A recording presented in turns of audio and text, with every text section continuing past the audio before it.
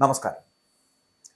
ഹമാസിനെ നിരായുധീകരിക്കുന്ന കാര്യത്തിൽ യാതൊരു തരത്തിലുള്ള വിട്ടുവീഴ്ചയ്ക്കും തയ്യാറല്ലെന്ന് ഇസ്രായേൽ പ്രധാനമന്ത്രി ബെഞ്ചമിൻ നെതന്യാഹു പ്രഖ്യാപിക്കുമ്പോഴും സത്യത്തിൽ ഇസ്രായേൽ നടത്തുന്ന സൈനിക ആക്രമണത്തിന്റെ ഭീകരതയിൽ നിന്ന് രക്ഷപ്പെടാൻ കഴിയാത്ത ഗാസയിലെ ലക്ഷക്കണക്കിന് പാലസ്തീനികൾ ഇപ്പോൾ പ്രകൃതിയുടെ തന്നെ കെടുതികൾക്ക് മുന്നിലും പകച്ചു നിൽക്കുകയാണ്. ഇസ്രായേൽ സൈന്യം ഇതിനോടകം തന്നെ ഗാസയിൽ ഹമാസിന്റെ ഭീകരവാദ പ്രവർത്തനങ്ങളെ അടിച്ചമർത്തുന്നതിൽ കാര്യമായിട്ടുള്ള പുരോഗതി കൈവരിച്ചിട്ടുണ്ട്.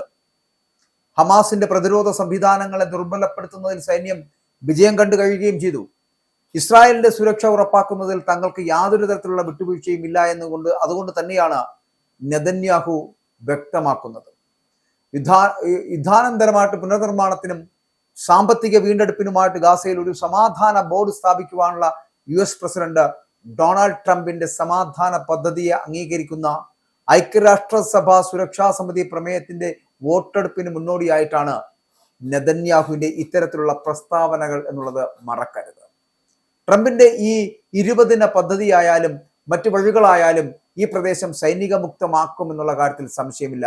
ഹമാസിനെ നിരായുധരാക്കുക തന്നെ ചെയ്യും. ഇതാണ് താൻ പറഞ്ഞത് എന്നാണ് പ്രസിഡന്റ് ട്രംപും പറയുന്നത്. പക്ഷേ ട്രംപിന്റെ ഈ വാദങ്ങളോട് ഒരിക്കലും യോജിച്ചു പോകാൻ കഴിയാത്ത വ്യക്തി കൂടിയാണ് നെതന്യാഹു എന്നുള്ള കാര്യം മറക്കരുത്.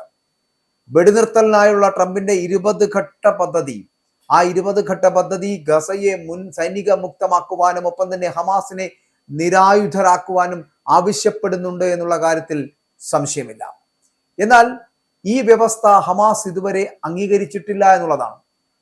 ജോർദാൻ നദിക്ക് പടിഞ്ഞാറ് എവിടെയും ഒരു പലസ്തീൻ രാഷ്ട്രം സ്ഥാപിക്കാനുള്ള അല്ലെങ്കിൽ അത്തരത്തിലൊരു പലസ്തീൻ രാഷ്ട്രം സ്ഥാപിക്കുന്നതിനോടുള്ള ഇസ്രായേലിന്റെ എതിർപ്പിൽ മാറ്റമില്ല എന്ന് തന്നെയാണ് ഇപ്പോഴും നെതന്യാഹു പറയുന്നത്. പാശ്ചാത്യ രാജ്യങ്ങൾ പലസ്തീൻ രാഷ്ട്രത്തിന് അംഗീകാരം നൽകിയതിനോട് ശക്തമായി പ്രതികരിച്ചില്ലെന്ന് ആരോപിച്ചുകൊണ്ട് തീവ്ര വലതുപക്ഷ ധനമന്ത്രിയായിട്ടുള്ള ബസാലൽ സ്മോട്രിച്ച് അടക്കമുള്ളവർ സഖ്യകക്ഷി അംഗങ്ങളിൽ നിന്ന് നെതന്യാഹുവിന് വിമർശനം നേരിടേണ്ടി വന്ന സാഹചര്യം ഉണ്ടായിരുന്നു എന്നുള്ളത് ഈ ഗാസ പാലസ്തീൻ യുദ്ധം, ഇസ്രായേലുമായിട്ട് നടന്ന യുദ്ധവും ഹമാസുമായിട്ട് നടന്ന യുദ്ധവുമായിട്ട് അതിനെ അവസാനിപ്പിക്കുന്നതിന് വേണ്ടിയുള്ള ശ്രമത്തിന്റെ ഭാഗമായിട്ട് തയ്യാറാക്കിയ 20 ഘട്ട പദ്ധതിയിൽ പറയുന്നുണ്ടായിരുന്നു. അന്നത്തെ ആ 20 ഘട്ട പദ്ധതിയോട് എന്തിനാണ് ഈ ബെഞ്ചമിൻ നെതന്യാഹു യോജിച്ച് പ്രവർത്തിച്ചത് എന്ന് അന്ന് തന്നെ വലതുപക്ഷ ധനമന്ത്രിയും ഒപ്പം തന്നെ ഇതിനോട് പ്രതികരിക്കപ്പെട്ട നേതാവുമായിട്ടുള്ള ധനമന്ത്രിയായ ബസാലൽ സ്മോട്രിച്ച് ഉൾപ്പെടെയുള്ള സഖ്യകക്ഷികൾ അന്ന് ഇദ്ദേഹത്തിനോട് വിമർശനം പറഞ്ഞിരുന്നു. ആ വിമർശനം ഇപ്പോഴും ഉൾക്കൊള്ളുന്നുണ്ട്. അപ്പൊ ഇതിന് മറുപടിയായിട്ടാണ് പലസ്തീൻ രാഷ്ട്രം സ്ഥാപിക്കുന്നതിനുള്ള എതിർപ്പിനെ കുറിച്ച് ഇപ്പോൾ ഈ നെതന്യാഹു മന്ത്രിസഭാ യോഗത്തിൽ വീണ്ടും വ്യക്തമാക്കുന്നത് എന്നുള്ളതാണ്. മറ്റു മന്ത്രിമാരും സമാനമായിട്ടുള്ള എതിർപ്പുകൾ പ്രകടിപ്പിച്ചു തുടങ്ങിയപ്പോൾ തന്നെ നെതന്യാഹുവിന് മനസ്സിലായി നിലനിൽപ്പ് ആപത്തിലാണ് എന്നുള്ളത്. ബെഞ്ചമിൻ നെതന്യാഹുവിന്റെ നിലനിൽപ്പ് എന്ന് പറയപ്പെടുന്ന ഘട്ടത്തിലേക്ക് പോകുന്ന ഒരു കാലഘട്ടത്തിലെത്തി നിൽക്കുമ്പോഴാണ് ഈ ഒരു മനം മാറ്റം ഉണ്ടാകുന്നത്. ഈ പലസ്തീൻ രാഷ്ട്രം സ്ഥാപിക്കുവാനുള്ള അതിന്റെ എതിർപ്പിനെ കുറിച്ച് അദ്ദേഹം മന്ത്രിസഭയിൽ അടക്കം പറയുന്നത്. നിലവിൽ നമുക്കറിയാം US പിന്തുണയുള്ള വെടിനിർത്തൽ കരാറിന്റെ ആദ്യ ഘട്ടത്തിൽ ഹമാസ് തടവിലാക്കിയ 20 ജീവനുള്ള ഇസ്രായേലി ബന്ദികളെ മോചിപ്പിക്കുകയും ഒപ്പം തന്നെ കൊല്ലപ്പെട്ടു എന്ന് പറയപ്പെടുന്ന 28 പേരുടെ മൃതദേഹങ്ങൾ കൈമാറുകയും ചെയ്തിരുന്നു. ഇതിന് പകരമായിട്ട് ഇസ്രായേൽ ഏകദേശം 2000 പലസ്തീൻ തടവുകാരെ മോചിപ്പിക്കുകയും ചെയ്തിരുന്നു.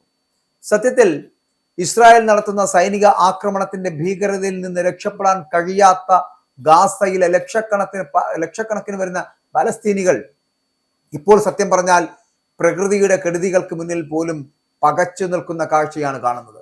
അതിശക്തമായ ശൈത്യകാല മഴയും തണുപ്പും ഇതിനകം തന്നെ ദുരിതം അനുഭവിക്കുന്ന ഇവിടുത്തെ ജനതയുടെ ജീവിതം കൂടുതൽ ദുസ്സഹമാക്കിയിരിക്കുന്നു. താൽക്കാലിക കൂടാരങ്ങൾക്കുള്ളിൽ അഭയം തേടിയവർക്ക് അവർക്കുമേൽ വീണ്ടും ദുരിതം പേമാരിയായി പെയ്യുമ്പോൾ ഇസ്രായേൽ കൂടാരങ്ങൾ ഉൾപ്പെടെയുള്ള അടിയന്തര സഹായ വസ്തുക്കളുടെ വിതരണം തടയുന്നതടക്കം പ്രതിസന്ധിയുടെ ആഴം കൂട്ടുന്നു എന്നുള്ളതാണ്.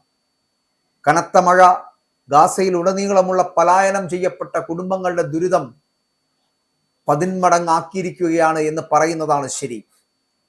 മഴവെള്ളം കൂടാരങ്ങൾക്കുള്ളിലേക്ക് ഇരച്ചു കയറുന്നത് തടയാൻ പലസ്തീനികൾ തങ്ങളുടെ താൽക്കാലിക കൂടാരങ്ങൾക്ക് ചുറ്റും കൈകൊണ്ട് കുഴികൾ നിർമ്മിക്കാൻ ശ്രമിച്ചിരിക്കുന്നു, അതായത് ട്രെഞ്ചുകൾ നിർമ്മിക്കാൻ ശ്രമിച്ചിരിക്കുന്നു. മറ്റു ചിലർ തകരാൻ സാധ്യതയുള്ള പഴയ കെട്ടിടങ്ങളിലേക്ക് അഭയം തേടിയിരിക്കുന്നു. മാനുഷിക സഹായ ഗ്രൂപ്പുകൾ ആഴ്ചകളായി മുന്നറിയിപ്പ് നൽകിയിട്ടും തീരദേശ മേഖലയിലെ കഠിനമായ ശൈത്യത്തെ അതിജീവിക്കുവാൻ ടെന്റ് ക്യാമ്പുകളിലെ പലസ്തീനികൾക്ക് ആവശ്യമായിട്ടുള്ള സൗകര്യങ്ങളില്ല. ഇസ്രായേലിന്റെ 2 വർഷത്തെ ആക്രമണത്തിൽ ഗാസയിലെ 1,98,000-ത്തിലധികം വരുന്ന കെട്ടിടങ്ങൾ തകരുകയോ അല്ലെങ്കിൽ കേടുപാടുകൾ സംഭവിക്കുകയോ ചെയ്തതിനാൽ പല കുടുംബങ്ങൾക്കും ഒന്നിലധികം തവണ പലായനം ചെയ്യേണ്ടി വന്നിട്ടുണ്ട്. ഇപ്പോൾ ഒക്ടോബർ 10 ഹമാസും ഇസ്രായേലും തമ്മിൽ വെടിനിർത്തൽ കരാർ നിലവിൽ വന്നിട്ടും ഇസ്രായേൽ മാനുഷിക സഹായങ്ങളുടെ ഒഴുക്കിലുള്ള കടുത്ത നിയന്ത്രണങ്ങൾ ഇപ്പോഴും തുടരുന്നു എന്നുള്ളതാണ്. 2,60,000-ത്തോളം പലസ്തീൻ കുടുംബങ്ങൾ, ഏകദേശം 1.5 ദശലക്ഷത്തോളം വരുന്ന ആളുകൾ ശൈത്യം അടുക്കുമ്പോൾ വല്ലാതെ ദുരിതത്തിലാകുമെന്ന് സഹായ ഗ്രൂപ്പുകൾ അടക്കം പലപ്പോഴും മുന്നറിയിപ്പ് നൽകിയിരുന്നതാണ്. പലസ്തീൻ അഭയാർത്ഥികൾക്കായിട്ടുള്ള UN ഏജൻസിയുടെ കൈവശം ഏകദേശം 1.3 ദശലക്ഷം പലസ്തീനികളെ സഹായിക്കുവാൻ മതിയായിട്ടുള്ള കൂടാര സാമഗ്രികൾ ഉണ്ടെങ്കിലും ഇസ്രായേലിന്റെ നിയന്ത്രണങ്ങൾ കാരണം അവ ഗാസയിലേക്ക് എത്തിക്കാൻ കഴിയുന്നില്ല എന്നുള്ള വേദനാജനകമായ കാര്യമാണ്. വെടിനിർത്തൽ നിലവിലുണ്ടായിട്ടും നവംബർ 15 വൈകിട്ട് ഇസ്രായേൽ സൈന്യം ഖാൻ യൂനിസ് നഗരത്തിന്റെ തെക്ക് കിഴക്കൻ പ്രദേശങ്ങളിൽ ഫ്ലയറുകൾ വർഷിച്ചു. ഇതിനു മുൻപ് തെക്കൻ ഖാൻ യൂനിസിലും വടക്കൻ ഗാസ സിറ്റിയിലും ഇസ്രായേൽ സൈന്യം വ്യോമാക്രമണം നടത്തിയിരുന്നു. പലായനം ചെയ്യപ്പെട്ട കുടുംബങ്ങൾക്ക് ദുരിതം നൽകിക്കൊണ്ട് വെടിനിർത്തൽ രേഖപ്പെടുത്തിയ യെല്ലോ ലൈനിന് പിന്നിൽ പോലും ഇസ്രായേൽ ആക്രമണങ്ങൾ തുടരുകയാണ്.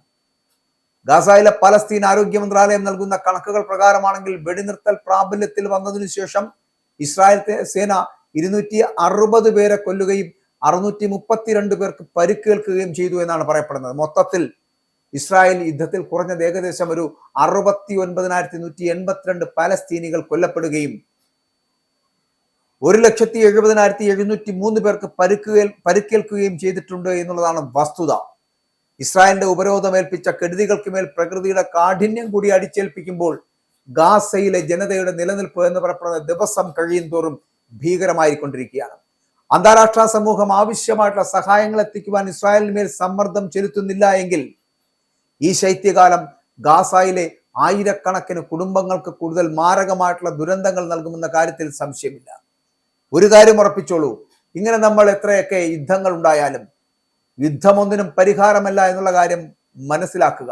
ഇവിടെ ഹമാസിനെ നിരായുധീകരിക്കുന്ന കാര്യത്തിൽ യാതൊരു തരത്തിലുള്ള വിട്ടുവീഴ്ചയ്ക്കും തയ്യാറാകാത്ത ഇസ്രായേലിന്റെ പ്രധാനമന്ത്രി ബെഞ്ചമിൻ നെതന്യാഹുവിന്റെ പ്രഖ്യാപനം കേൾക്കുമ്പോൾ സത്യത്തിൽ ഇസ്രായേൽ നടത്തുന്ന സൈനിക ആക്രമണത്തിന്റെ ഭീകരതയെക്കുറിച്ച് നമ്മൾ ചിന്തിക്കേണ്ടിയിരിക്കുന്നു. ആ ഗാസയിലെ ലക്ഷക്കണക്കിന് വരുന്ന പാലസ്തീനികൾ ഇപ്പോഴും വല്ലാത്ത ഭീകരതയിൽ തന്നെയാണ് കഴിയുന്നത് എന്നുള്ളതാണ്.